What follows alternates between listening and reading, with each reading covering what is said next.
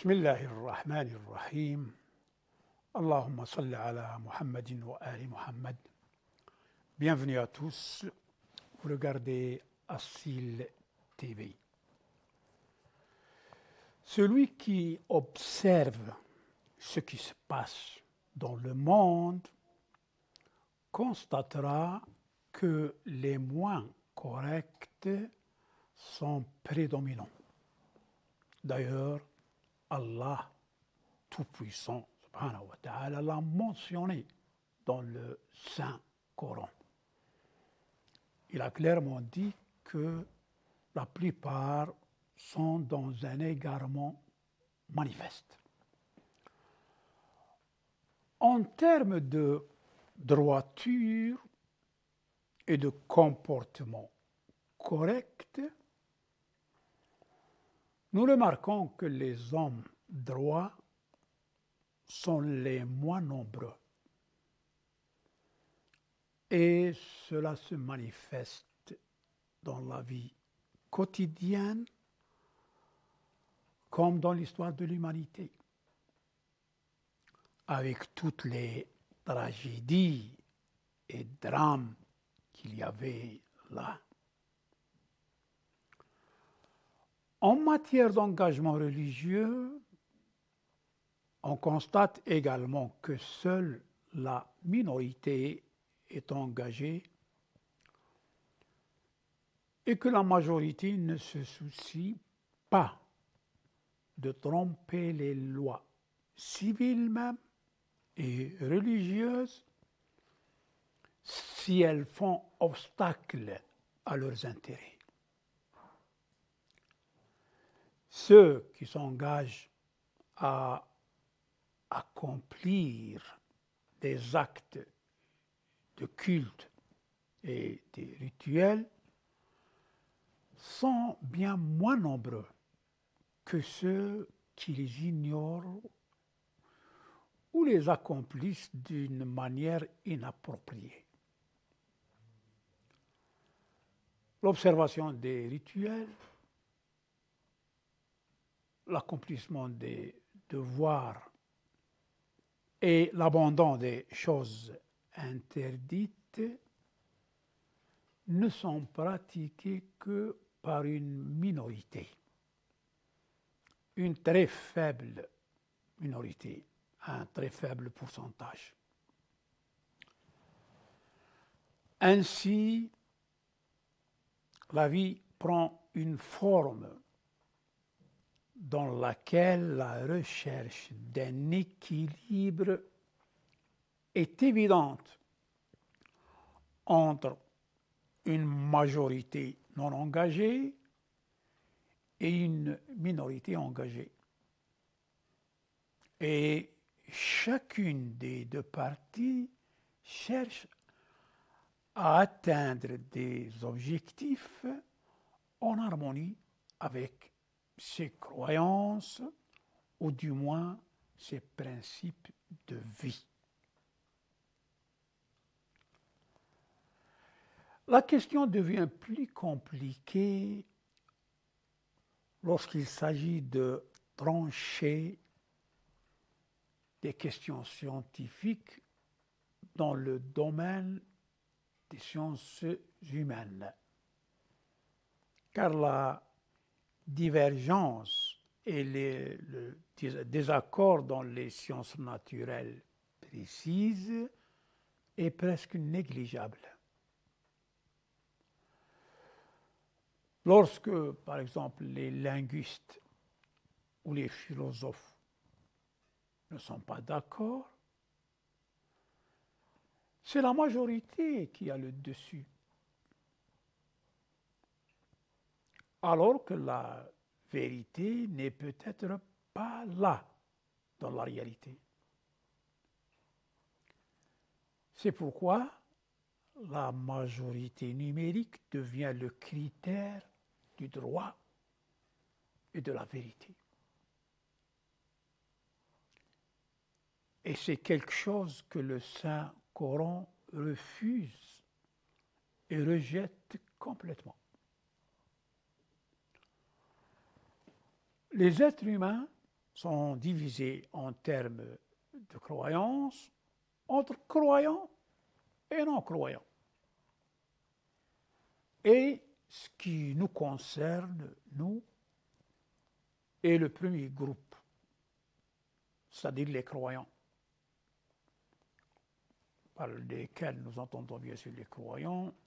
Pourquoi? Parce que les non-croyants n'adhèrent pas à la charia et ils ne se soucient pas de la justice dans l'autre monde. Puisque pour eux, il n'y a pas d'autre monde, il n'y a que ce monde. C'est pourquoi notre discours est spécifique aux croyants qui possèdent des livres célestes. Le Coran, la Torah, l'Évangile, ou ce qu'on appelle l'Ancien Testament et le Nouveau Testament. Aujourd'hui, les droits de l'homme tirent leur légitimité de la volonté générale. Par conséquent, pour décider des décisions liées à la vie humaine, ils dépendent de la loi de la majorité. 51%. Et sur la base de la vision démocratique, la majorité adopte des décisions dans lesquelles elle ne reconnaît pas la minorité.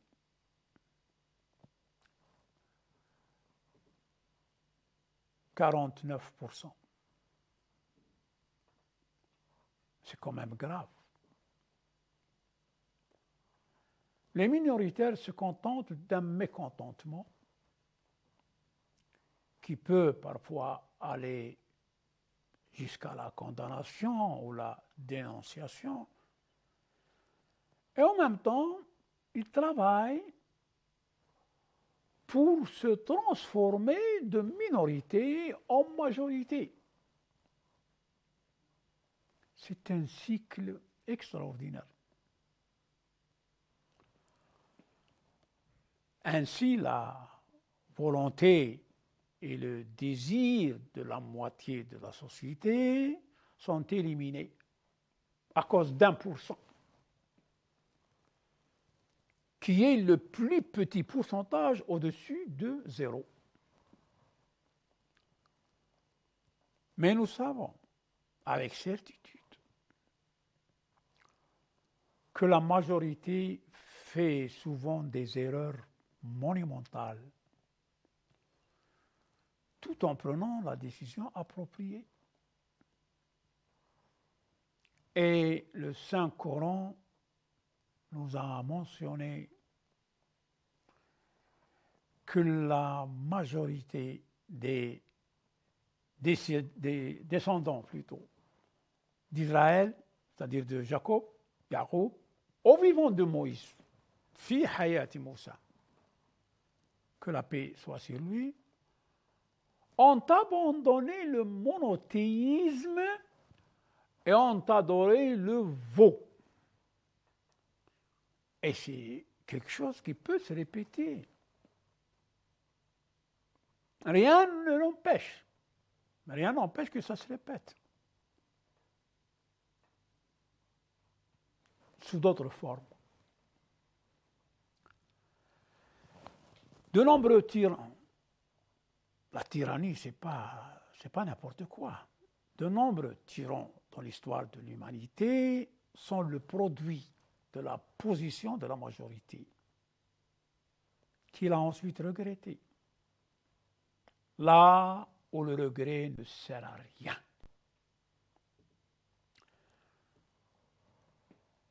La majorité est un terme utilisé pour décrire la section d'un groupe qui représente plus de la moitié. Le terme peut également être utilisé pour décrire majorité relative ou pluralité, c'est-à-dire le plus grand nombre de voix ou d'électeurs lorsqu'il y a un choix entre deux ou plusieurs candidats alternatifs aux élections, mais que ce nombre est inférieur à 50% du total des voix. C'est-à-dire, il y a 3 candidats, il y a 5 candidats, il y en a un qui prend 40%, un qui prend 10%, un qui prend 12%, eh bien, le majoritaire d'entre eux, c'est celui qui a 40%.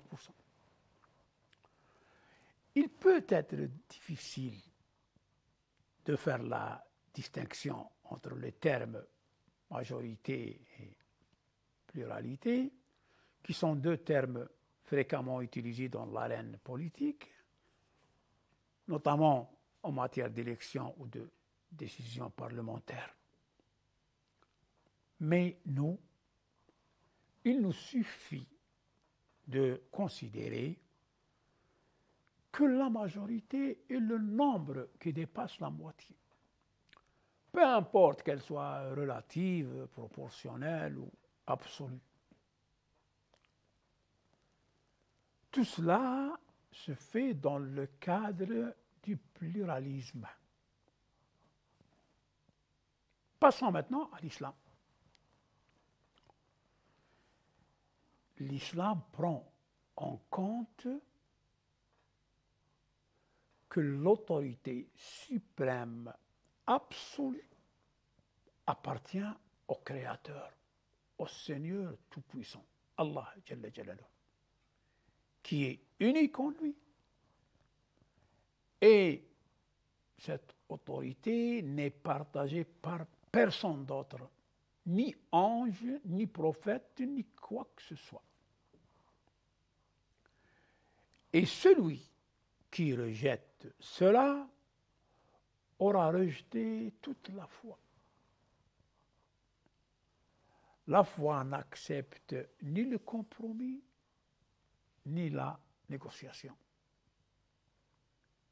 Elle peut être prise telle qu'elle ou laissée.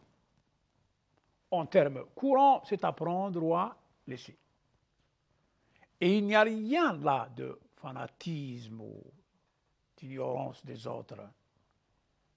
C'est plutôt le contenu du discours coranique qui dit « Le jugement n'appartient qu'à Allah. Il tranche en toute vérité et il est le meilleur des juges. إن الحكم إلا لله يقص الحق وهو خير الحاكمين. »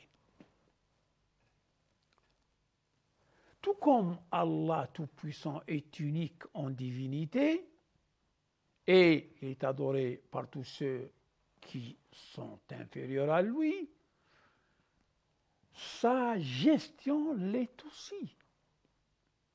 Et personne ne la partage avec lui. Et si quelqu'un, quel qu'il soit, veut revendiquer tout cela, c'est simple.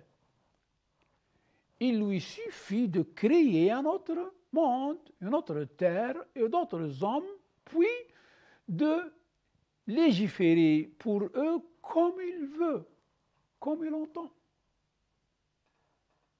Quant à faire du mal à des serviteurs qu'il n'a pas créés, dans un pays ou une terre qu'il n'a pas créée, c'est la transgression elle-même.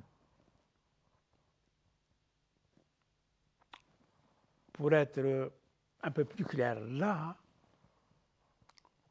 il s'agit d'un monde qui appartient à un créateur.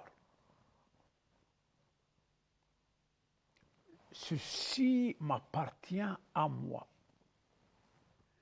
Si quelqu'un veut s'en servir ou veut détruire ceci, c'est de la transgression. Par parce que ça ne lui appartient pas.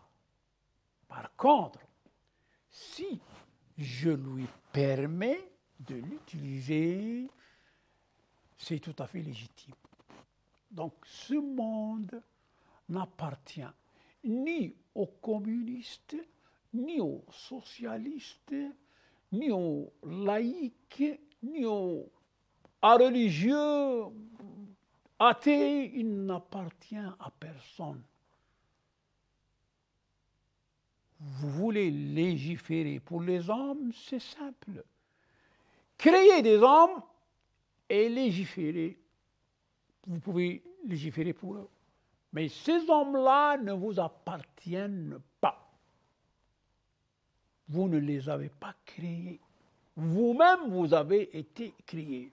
Maintenant, vous faites votre rébellion, vous êtes contre le ciel, contre la religion, ça c'est votre jeu et c'est votre responsabilité. Mais vous n'avez pas le droit de traîner les autres avec vous.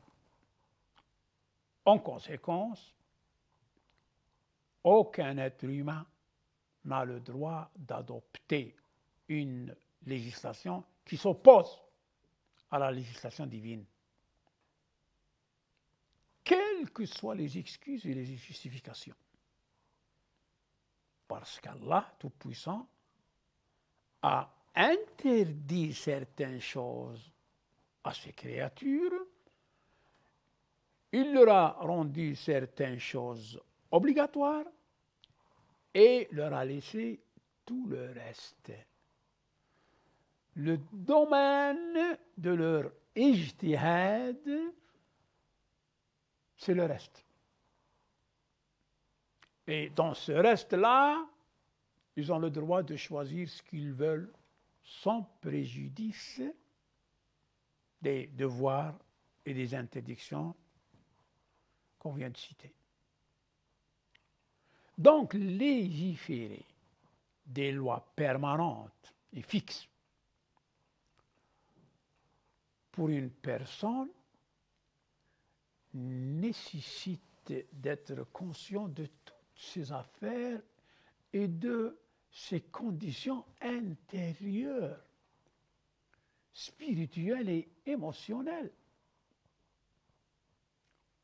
Ceux qui sont réunis sous la coupole d'un parlement, comprennent-ils vraiment l'intérieur d'une personne et connaissent-ils les entrailles de son âme afin d'établir pour lui que doit-il faire et qu'est-ce qu'il ne doit pas faire?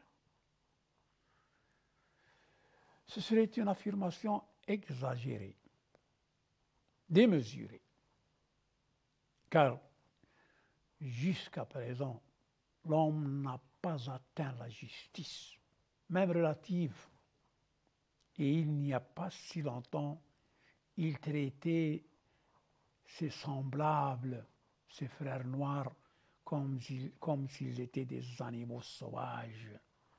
Il a pratiqué le colonialisme dans ses formes les plus laides et refuse encore aujourd'hui de s'en excuser. Il refuse de s'excuser pour les atrocités qu'il a commises. Quand est-ce qu'une personne a-t-elle exercé la justice pour en parler? Parfois, l'être humain traite en fonction de la couleur de la peau, parfois en fonction de la filiation ethnique, parfois en fonction des exigences des alliances. S'agit-il de normes valables et solides selon lesquelles une législation peut être autorisée? Ce sont des questions simples, mais légitimes. Et je rappelle que notre discours est adressé aux gens qui n'ont pas accès à la recherche académique. C'est un discours simple pour des gens simples.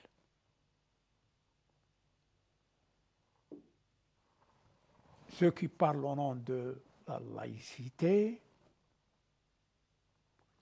se cachent derrière ce terme pour dissimuler leur faiblesse et faire passer leurs projets sous un couvert vague. Personne ne les a autorisés à parler en son nom, personne. Mais ils parlent au nom de centaines de millions de personnes. Grâce au pouvoir et à l'influence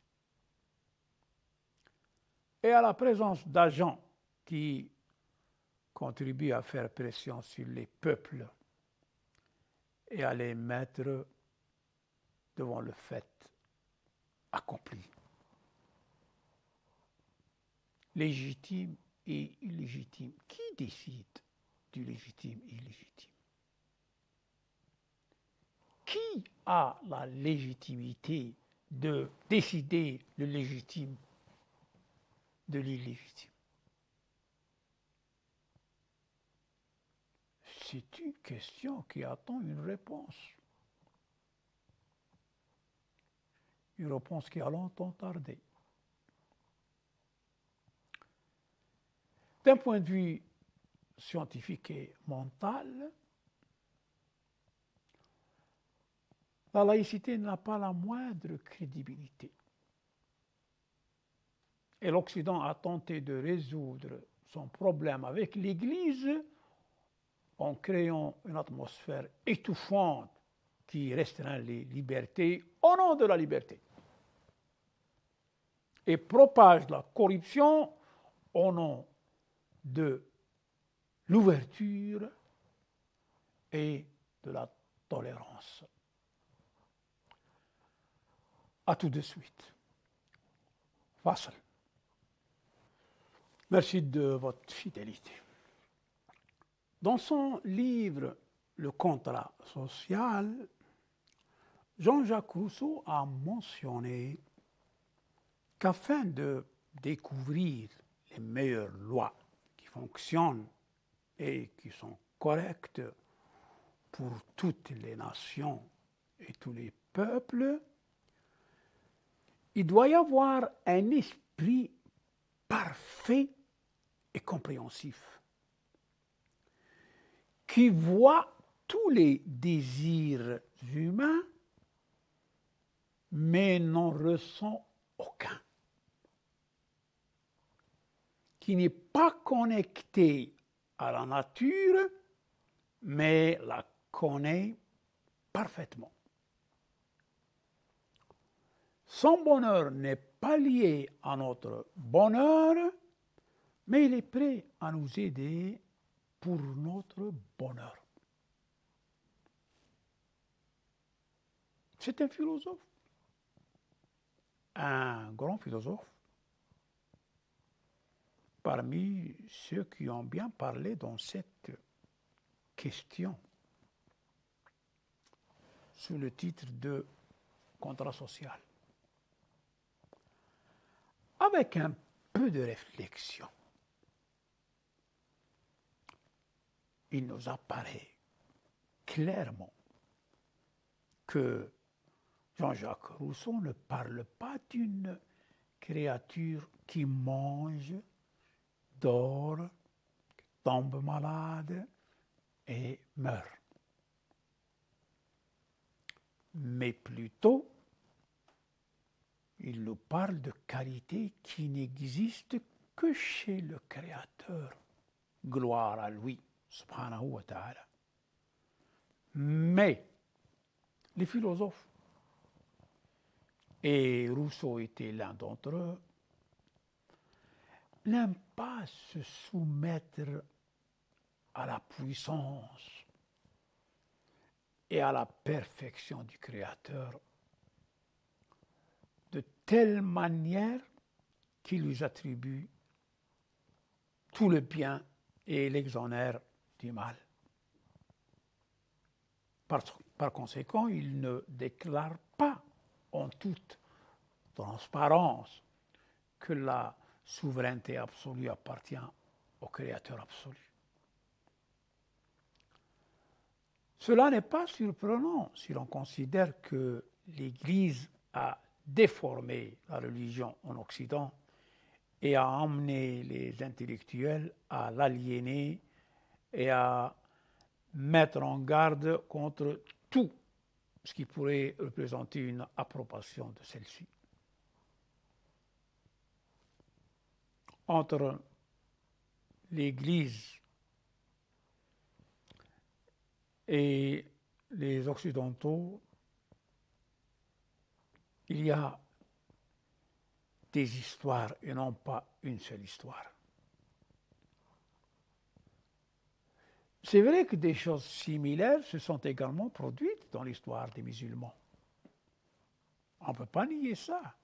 Oui, il y a eu de la tyrannie, il y a eu énormément de choses. Du sang, beaucoup de sang. Et donc, des choses similaires se sont produites dans l'histoire des musulmans, causées par l'arrogance et la tyrannie des dirigeants. Mais les peuples musulmans ou islamiques n'ont pas tenu la religion pour responsable de ce qui s'est passé. Même si les souffrances continuent encore aujourd'hui.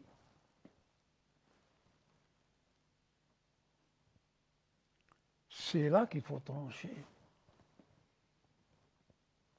Parce que l'Église, les gens avaient des problèmes avec les gens de l'Église, et non pas avec l'Évangile même, et non pas avec Isa ibn Maryam. Mais ceux qui travaillaient dans le noir, qui travaillaient dans l'obscurité, qui travaillaient dans les ténèbres, savaient bien ce qu'ils faisaient.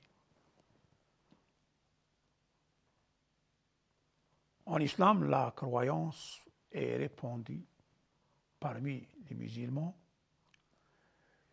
qu'une justice complète sera obtenue entre les mains d'un serviteur vertueux promis par Allah le Tout-Puissant.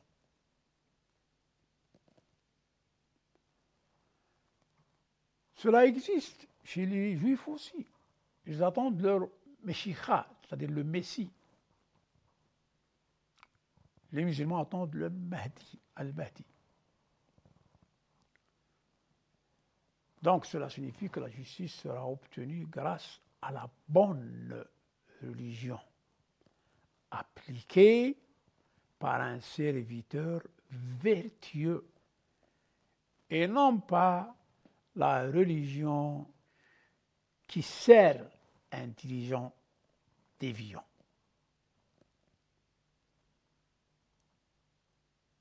Avec arrogance et insolence, les êtres humains refusent de reconnaître que leur législation n'a apporté que misère et souffrance à l'humanité. Et ils persistent à perpétuer l'erreur. L'esclavage, l'occupation et le colonialisme sont des choses qui, à leur époque, étaient le fruit d'une législation visant les intérêts généraux, les intérêts d'un pays, les intérêts d'un peuple, les intérêts d'un lobby, les intérêts d'un groupe. Mais le colonialisme et tout ça, aujourd'hui, ce ne sont que de misérables souvenirs immortalisés dans l'histoire. Oui, une personne a le droit de rechercher ses intérêts dans ses activités vitales,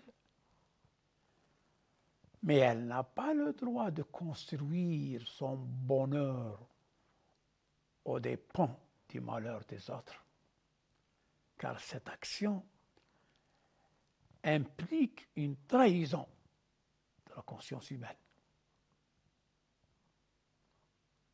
Une personne sage doit plutôt sacrifier une partie de son bonheur pour conjurer la misère des autres. C'est ce que l'islam apprend à ses adeptes. Ce sentiment d'humanité est aujourd'hui presque complètement perdu. Et la raison en est notamment due aux interactions humaines dépourvues de grâce et de fraternité. Et quand est-ce que ça arrive? Ça arrive lorsque des gens malades arrivent à la tête du pouvoir. Et leur maladie s'appelle l'égoïsme, qui se transforme en narcissisme. Lorsqu'on parle d'égoïsme et de narcissisme, les locuteurs abordent souvent ce sujet à partir du comportement individuel et tentent de le colorer avec ce qui se passe spécifiquement dans des cercles de la psychologie, de la sociologie. Mais ils ignorent, ou ils font semblant d'ignorer, l'égoïsme collectif qui détruit la récolte et la progéniture.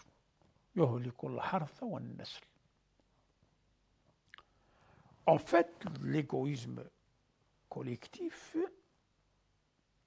est composé d'égoïsme individuel, bien sûr. Il n'y a pas de groupe sans individus. Un groupe est composé d'individus. Mais il en diffère parce qu'il contient un accord entre toutes ou la plupart des composantes de la société, et là aussi, la majorité est injuste.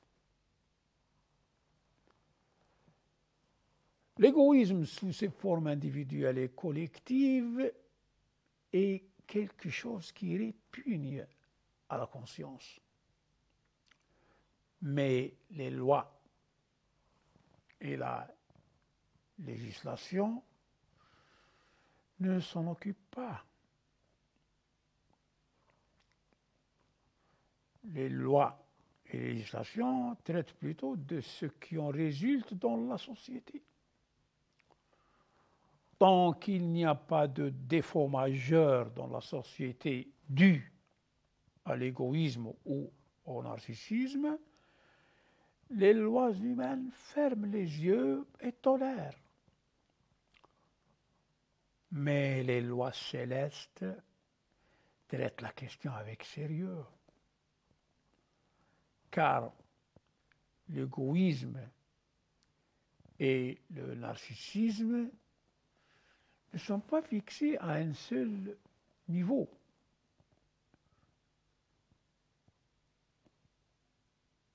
Invariable. Non. Le narcissisme et l'égoïsme grandissent avec le temps, jusqu'à ce que la personne égoïste ou narcissique devienne quelque chose de plus laid qu'un monstre. L'histoire contemporaine en est la preuve dans ce qui a été présenté par Staline, Hitler, Mussolini, Tito en Occident, et par Kadhafi, Saddam, Moubarak et d'autres dans les pays arabes. Ces gens sont arrivés au pouvoir avec l'égoïsme, le narcissisme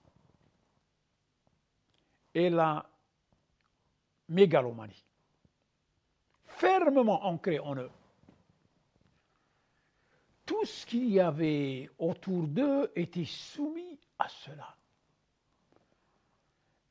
lois qui étaient édictées ou adoptées étaient soumises à leurs caprices. S'ils ne les acceptaient pas, elles étaient abolies.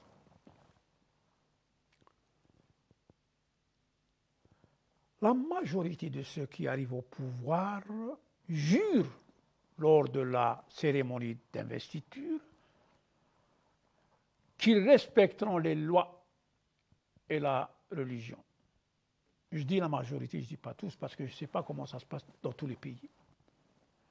Mais après cela, ils nient ce qu'ils ont juré et exploitent le pouvoir pour satisfaire leurs caprices et leurs vices sous couvert légal. Et ils font preuve de créativité pour réfuter les preuves de leurs adversaires. Et ils inventent des miracles pour prouver la vérité de ce qu'ils prétendent. Une fois de plus, l'autorité contrôle les lois et la loi sert les désirs du dirigeant. Je rappelle que ce n'est pas un discours politique. C'est un discours adressé aux gens qui n'ont pas accès à la recherche académique. De temps en temps, des voix s'élèvent pour réclamer une révision de la Constitution.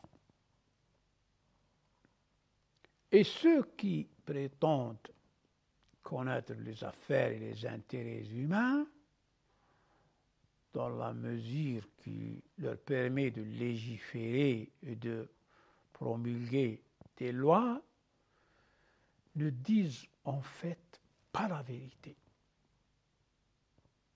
Car aucun d'entre eux n'est connu que d'un point de vue émotionnel par lui-même. Et il ne peut pas savoir ce qui se passe dans l'esprit des autres, à moins qu'on le lui dise. C'est-à-dire, moi, je ne peux pas sentir ce que ressent la personne à côté de moi. Je ne peux pas, c'est impossible. Et lui aussi ne peut pas ressentir ce que je sens. C'est impossible. À moins qu'il y ait quelque chose de métaphysique qui n'a rien à voir avec ce monde. Là, c'est une autre paire de manches. Donc, quant aux lois célestes, elles viennent de celui qui a créé l'être humain complexe dans sa constitution physique et morale. Il connaît ses pensées, ses ambitions, ses espoirs, ses rêves. Il sait ce que personne d'autre ne peut savoir. Ce qui veut dire que chacun d'entre nous a sa propre ligne avec le Créateur. Une ligne qui peut être coupée par l'incrédulité, l'infidélité. C'est comme le téléphone. Chacun a son propre numéro qui n'existe pas chez les autres.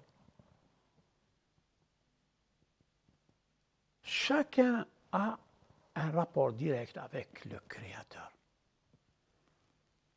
Et le Créateur sait ce que ressent chacun de nous, tout le monde, un par un. Donc, son éligibilité à légiférer est incontestable, parce qu'il sait tout. quant aux humains, même s'ils se rassemblaient tous pour connaître précisément et en détail les sentiments ou les pensées d'une seule personne assise à côté d'eux, ils n'y arriveraient pas.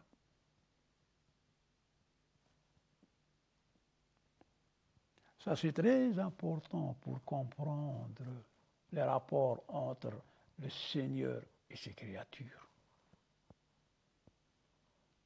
Parce que ceux qui ont renoncé à la vie religieuse, au fond d'eux-mêmes, ils savent qu'ils sont dans un égarement manifeste. Au fond d'eux, ils savent. Et c'est pour ça qu'ils ont voulu régler le problème de conscience en disant qu'il n'y a pas d'autre monde, c'est fini, s'il n'y a que ce monde. Mao Tse-tung, le guide des Chinois dans le siècle dernier, au moment où il quittait ce monde, il a dit une phrase. Il a dit, maintenant,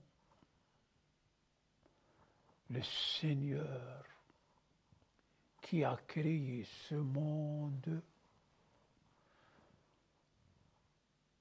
veut m'emporter dans un autre monde. Lui qui a passé toute sa vie en tant que communiste, qui ne croit à rien. Et alors, à l'époque, c'était l'URSS. Eh bien, il y a un journal qui s'appelait Pravda de Moscou. Eh bien, à la une de Pravda, qu'est-ce qu'ils ont dit? Ils ont dit que avant de mourir, avant de s'éteindre, Mao Tse-tung a commencé à délirer. C'est un délire. Ils ne veulent pas que les gens sachent qu'un communiste a quitté ce monde en affirmant le monothéisme. C'était grave pour l'URSS et pour tous les communistes et les athées et les religieux. C'est grave qu'un communiste qui a passé toute sa vie à combattre les religions pour enraciner le communisme et il finit ses jours avec cette expression-là. Maintenant, le Seigneur de ce monde veut m'emporter dans un autre monde. Voilà. Toute personne est libre de chercher à satisfaire ses désirs, ses objectifs. Mais elle n'a pas le droit de perturber la vie des autres pour arranger sa propre vie. Non. Elle est tenue de respecter la liberté d'autrui. Dans un pays où l'on parle de liberté, fraternité, égalité, il n'y a ni liberté, ni fraternité, ni égalité. Moi, le président du Parlement, eh bien, je me présente dans une manifestation pour soutenir l'entité sioniste. Mais vous, monsieur le sportif, vous n'avez pas le droit de compatir avec ces pauvres malheureux qui se font tuer chaque jour par centaines. Et où ça? Sous la coupole de liberté, égalité et fraternité. Quel cynisme! Quel cynisme!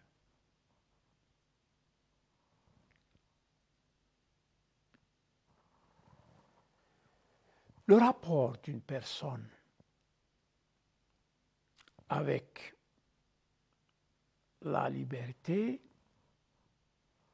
et la responsabilité découle de cette compréhension.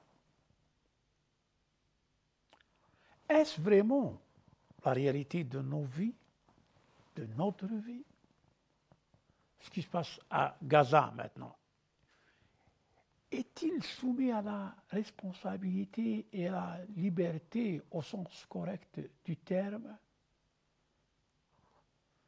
Nous savons que l'entité sioniste fait ce qu'elle fait avec la protection d'une grande puissance, d'une superpuissance. Et cette superpuissance sait au fond d'elle-même qu'en protégeant l'injustice, elle commet une injustice.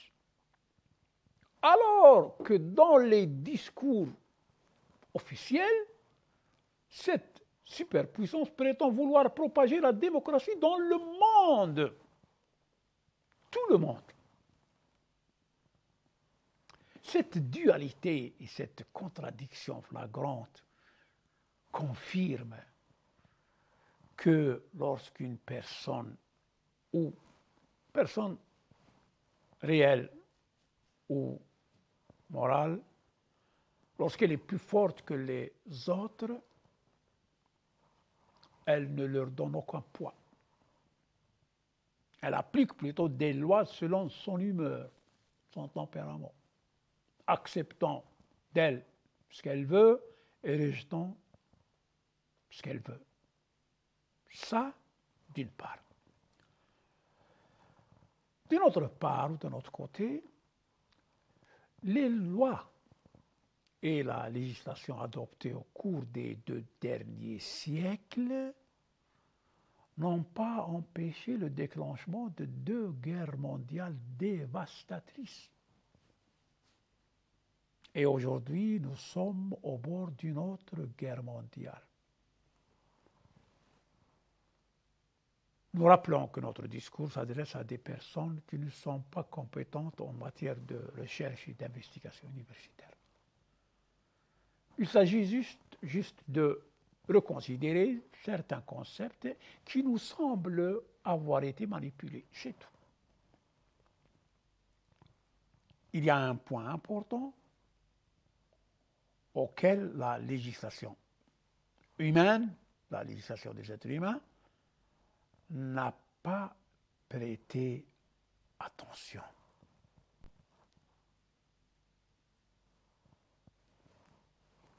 À tout de suite.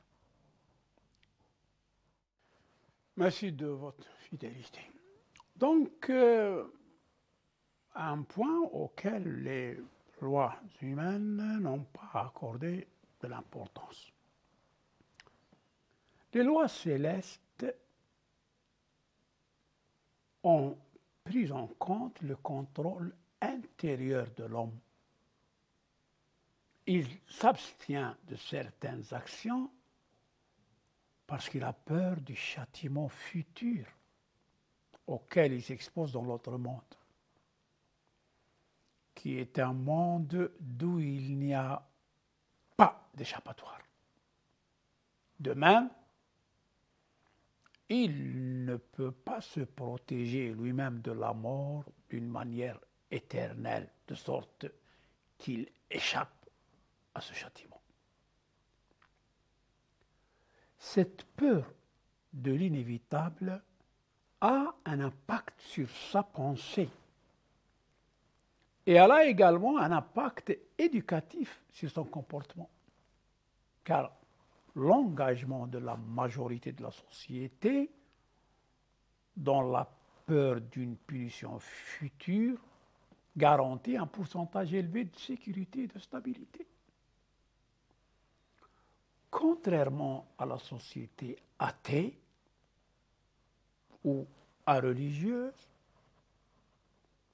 où les gens ne craignent pas d'être punis à l'avenir, et il n'y a donc aucune voie de conscience pour les dissuader. Les lois créées par l'homme sont des lois établies sans s'appuyer sur la législation céleste, islamique, juive, chrétienne. On les appelle aussi les lois civiles. La plupart des lois européennes se sont tournées vers ce type de droit après que leur législation était majoritairement céleste, avant d'entrer en conflit avec l'Église. La législation céleste diffère des lois statutaires humaines. Pourquoi? Parce qu'elles n'ont pas les mêmes objectifs, les mêmes buts. Il faut rappeler que celui qui a établi la loi céleste connaît tout et il sait ce qui était et ce qui sera. Et c'est pour cette raison qu'il a donné à toute chose la façon de la régler, sans que cela ne nuise au groupe humain. Alors que la législation créée par l'homme continue de changer avec le changement de personnes, de partis politiques, de majorité. Et on va prendre comme exemple l'Allemagne. L'Allemagne est technologiquement très avancée. Mais l'État de l'Allemagne vient d'autoriser le mariage entre frères et sœurs. Est-il correct d'appeler ça une législation?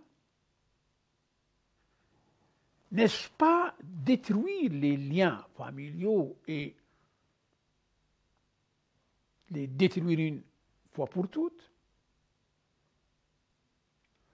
Et voici encore en Occident qualifiant les relations sexuelles entre hommes et hommes, femmes et femmes, ils le qualifient de mariage.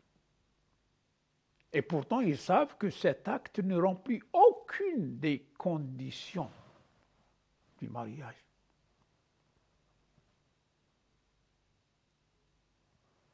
D'ailleurs, vous voyez avec vos propres yeux les animaux. Avez-vous vu un animal mâle qui vit avec un mâle ou une femelle qui vit avec une femelle?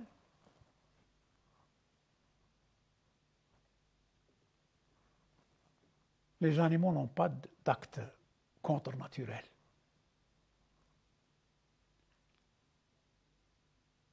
Donc, si le monde continue dans ce sens, un jour, non seulement on sera au niveau des bêtes, mais bien au-dessous des bêtes. Et le pire, c'est qu'on ne constate pas d'opposition sérieuse contre cette déviation extrême. Comme si la question ne concernait personne. Une personne rationnelle sait que celui qui pratique le mariage incestueux et épouse sa sœur finira définitivement ses jours en se suicidant. C'est un acte contre nature et ça ne peut pas durer. C'est un acte que tous les messages célestes condamnent et dénoncent. Alors les propriétaires de ces lois connaissent-ils quelque chose en éthique, en spiritualité, en moralité?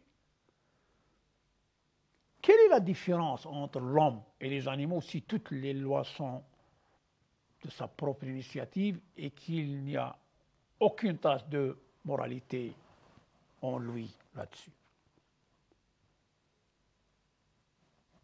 Et le moral et la spiritualité.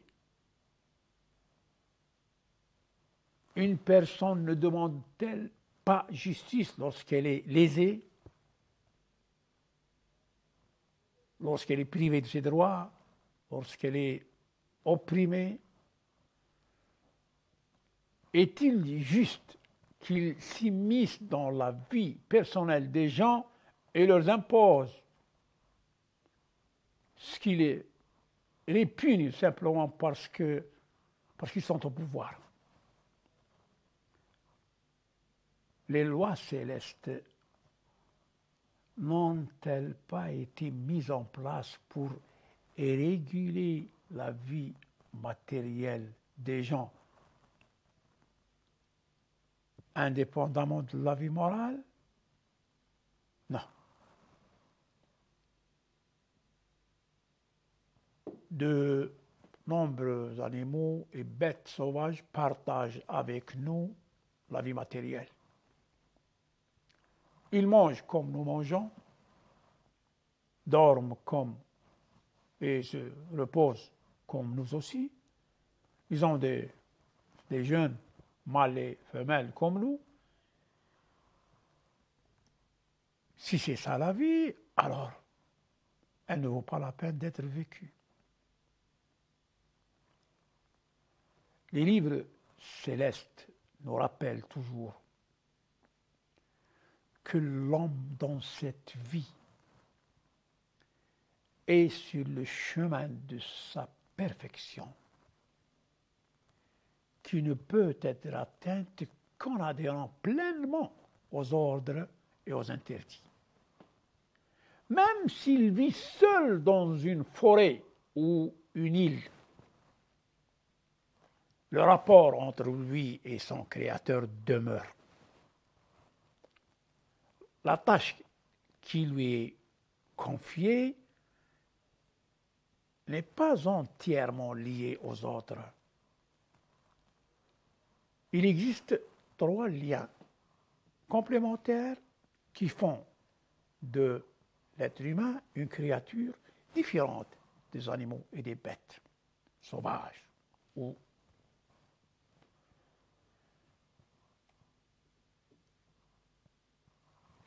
le Seigneur Tout-Puissant dit: nous avions proposé aux cieux, à la terre et aux montagnes la responsabilité de porter les charges, de faire le bien et d'éviter le mal. Ils ont refusé de la porter et en ont eu peur alors que l'homme s'en est chargé, car il est très injuste envers lui-même.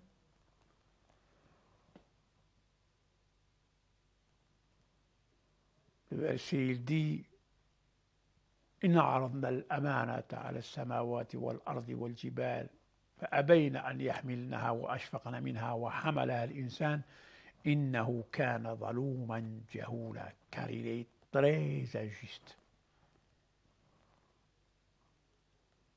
Cela signifie-t-il seulement répartir les richesses et garantir les libertés individuelles et sociales?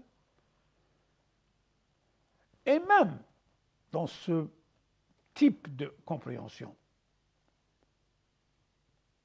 l'homme n'y est jamais parvenu de manière équitable.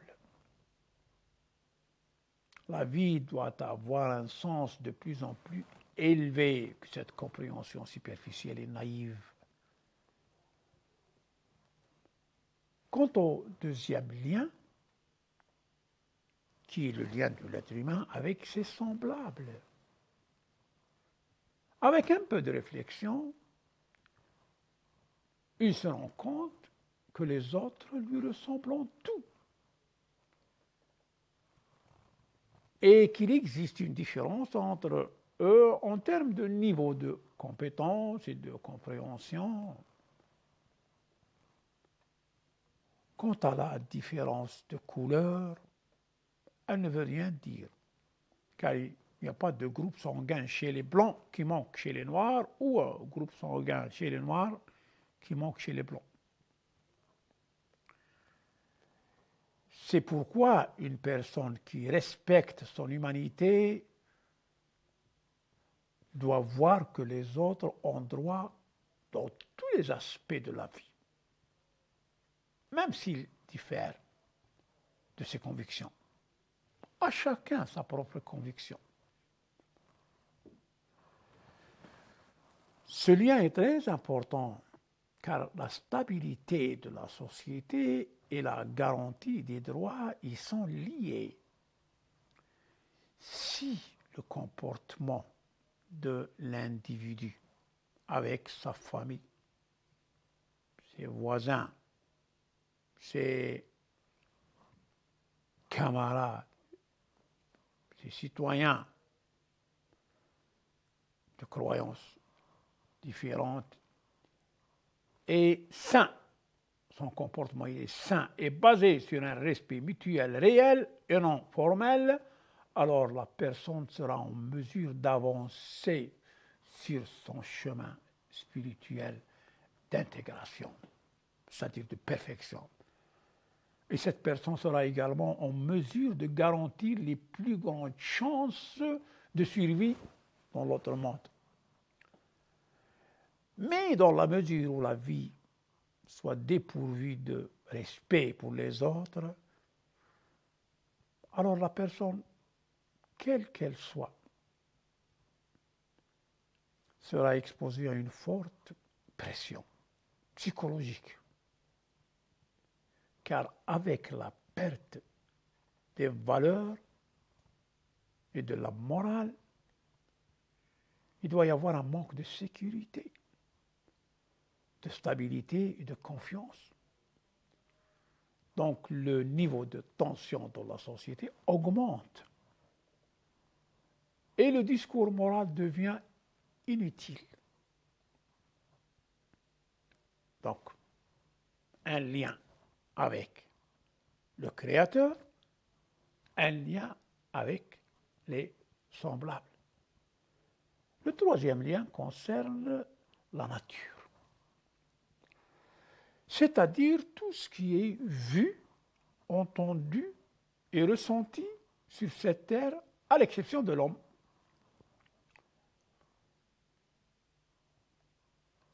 Donc ces êtres n'ont pas été créés par l'homme. Et il n'a pas non plus participé à leur création. Lui, il connaît le droit de la propriété et n'aime donc pas que quiconque empiète sur sa propriété. La même chose est vraie ici. Car ces créatures dans la nature ont un propriétaire. Il n'est donc pas permis d'en disposer sans sa permission, sans la permission de ce Créateur. Les lois célestes ont clairement indiqué que Allah Tout-Puissant a permis de faire, c'est donc permis. Et cela ne pose aucun problème.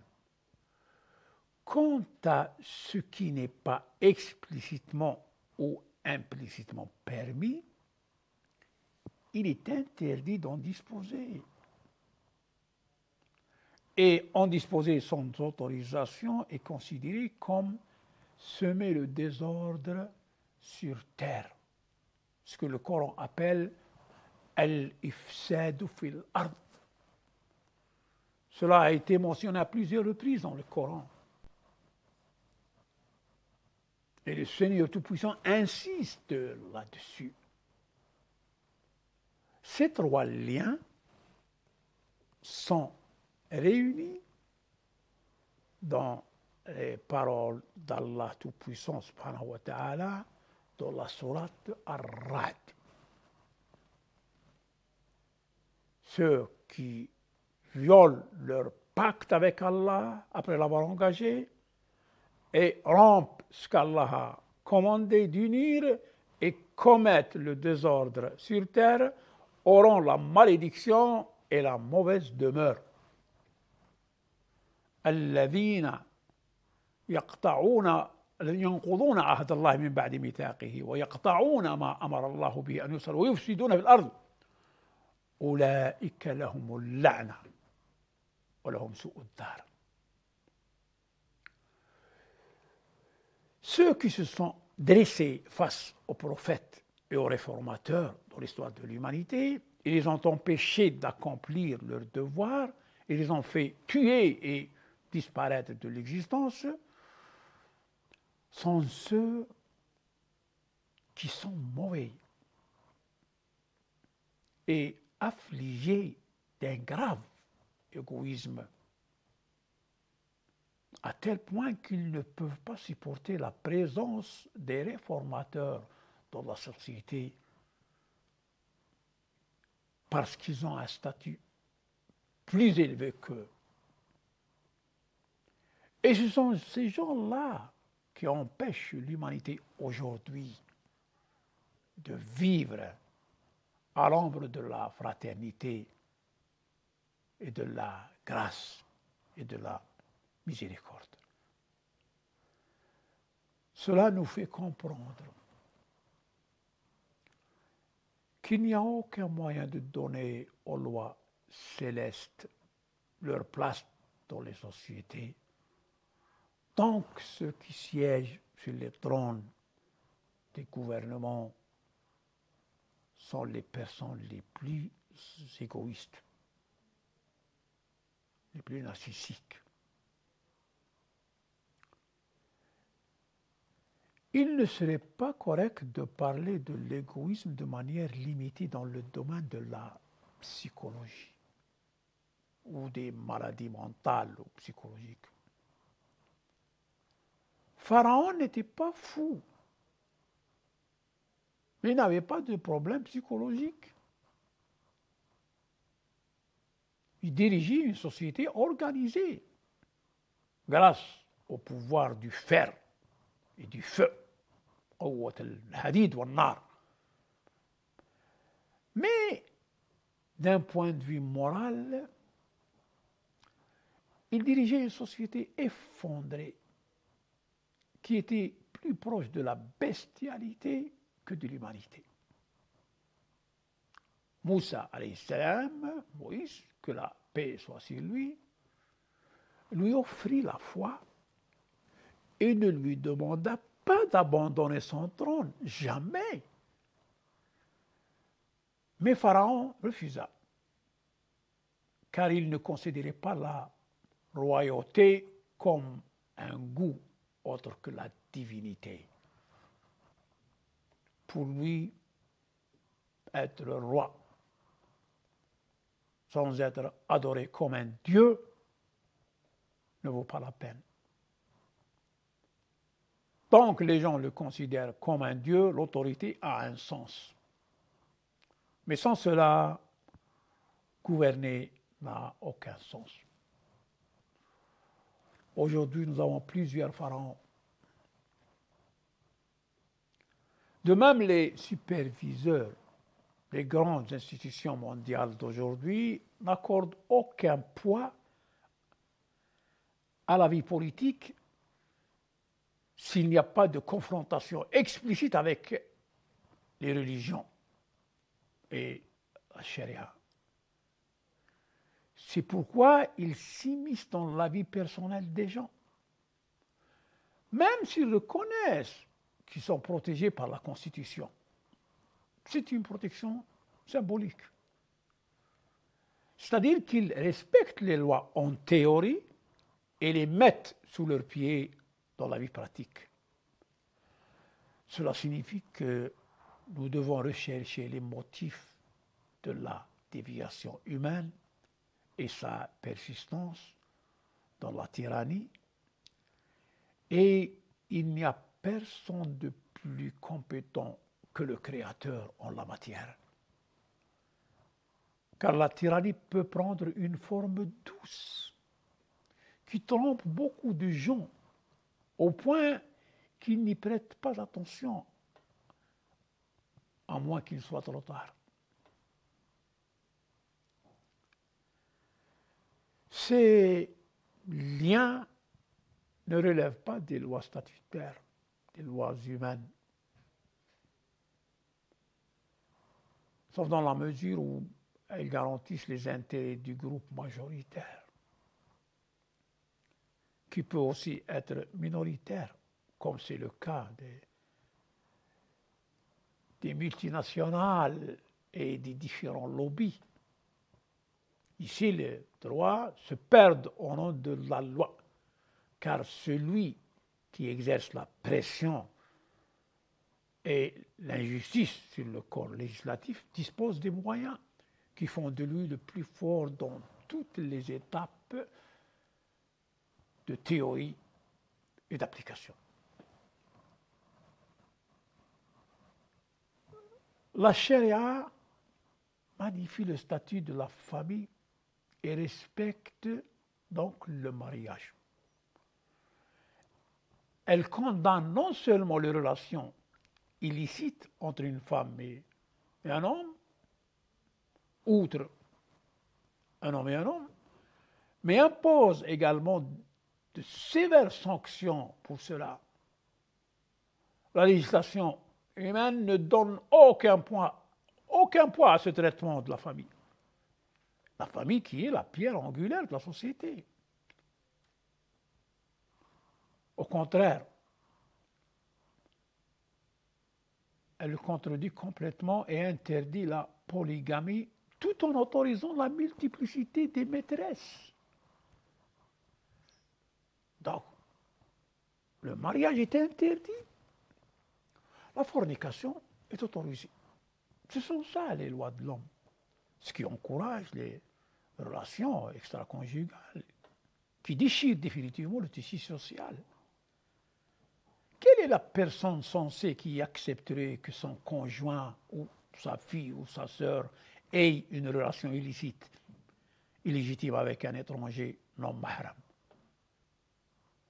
La législation créée par l'homme viole ici le caractère sacré de la législation divine et ne la traite pas avec respect.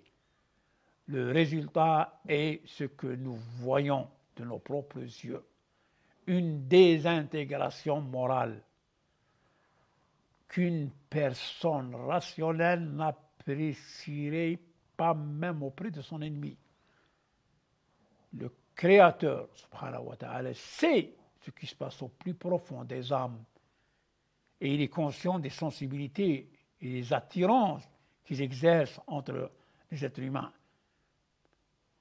Il n'a pas besoin de rechercher, faire des recherches pour parvenir à une conclusion permettant de diagnostiquer la maladie et de suggérer un remède. En fait, il a fourni le remède à chaque maladie avant même la création de l'homme.